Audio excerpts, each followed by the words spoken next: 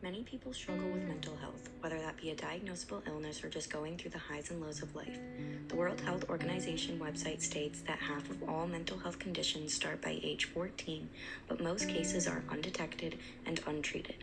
An estimated 10 to 20% of adolescents globally experience mental health conditions, yet these remain underdiagnosed and undertreated. Almost everyone is affected by mental illness at some point in their life, either directly or indirectly. It is our job as a society to make sure that everyone feels safe and heard. Mental health disorders, many of them tend to evolve in like later childhood, through early adolescence, the teen years, and the early 20 years. Dylan is my second oldest child. He's been diagnosed for quite some time now. He's 26. I believe he was diagnosed at 12. Early onset of bipolar. Also has acute social anxiety. And probably a little bit of borderline schizophrenia at the moment.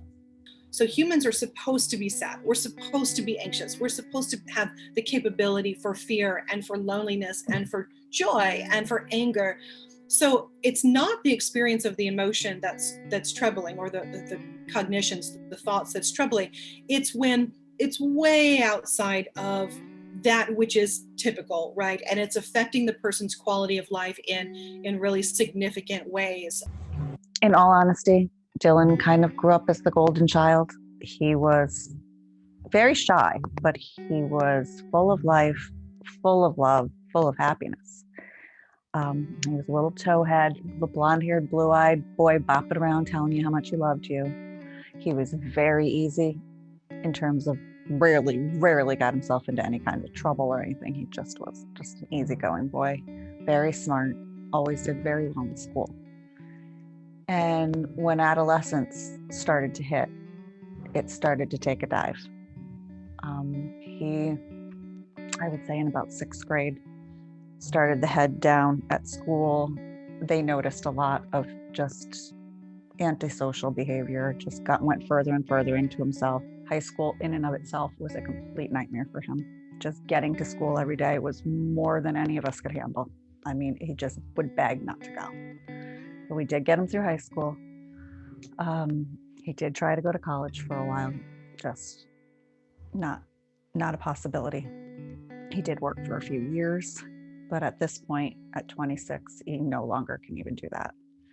He's rarely out of the house.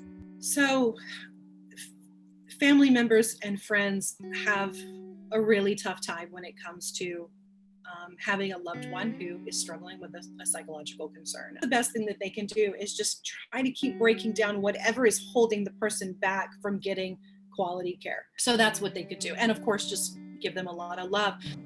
I'd say the families struggle almost as much as the individual, and that it's a family's journey, and that journey has a lot of highs and lows, and that the gift of this is what you see come from the other children in the family in terms of compassion and kindness and depth. But it's not easy, not on any day of any week of any year.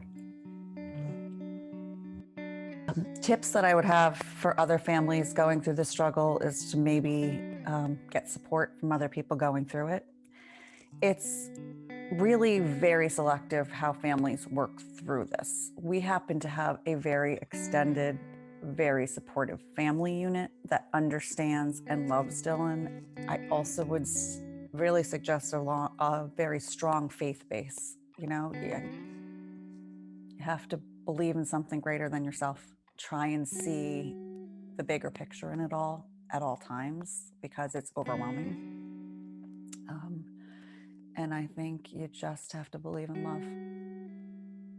It's pretty simple, but you have to love people through and what they're capable of. And you got to do the best that you can on a daily basis and just really pray that that's enough. It is not easy seeing someone you love suffer from a mental illness. If you or someone you love is struggling with a mental illness, don't be afraid to speak up and start a conversation.